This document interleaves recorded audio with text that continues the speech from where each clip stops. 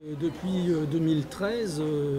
2014, 2015, la base de données économiques et sociales est en fait normalement la base d'information destinée aux élus des comités d'entreprise qui sont amenés à devenir des comités sociaux et économiques. Donc l'intérêt c'était de faire un bilan de l'état de ces bases de données économiques et sociales dans les différentes entreprises. Et pour cela, il nous a semblé opportun de faire une enquête à grande échelle,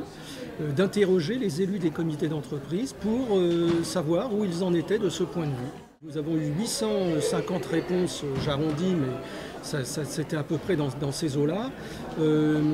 qui représentent environ 2 500 000 salariés. Alors, il est vrai que c'est essentiellement des salariés de comités d'entreprise, de grandes entreprises, c'est-à-dire bien au-delà de 300 salariés, voire 2000 salariés, mais ça fait un échantillon tout à fait représentatif des élus. Et surtout, ce qui est important, c'est le nombre de salariés que ça peut couvrir, puisque, je le répète, ça représente environ des entreprises qui représentent 2 500 000 salariés. Alors quel est le grand enseignement de cette consultation ? Alors le grand enseignement de cette consultation, c'est que malheureusement 85% des élus qui ont été interrogés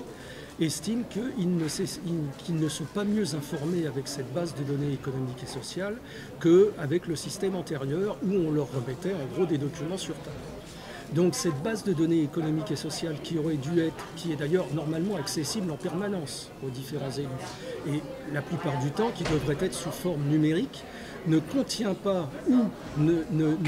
comment dirais-je, ne permet pas aux élus d'être aussi bien informés qu'ils l'étaient auparavant. Cette enquête a été faite avec le soutien de différentes organisations syndicales, la CGT, Force ouvrière, Solidaire, et que nous nous situerons dans la même démarche, c'est-à-dire nous nous mettrons dans la même démarche, c'est-à-dire que nous allons d'abord contacter les différents groupes parlementaires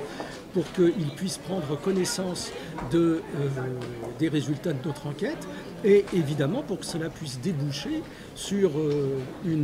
éventuellement des propositions de loi pour améliorer le fonctionnement de ces bases de données économiques et sociales et surtout leur accessibilité aux différents élus.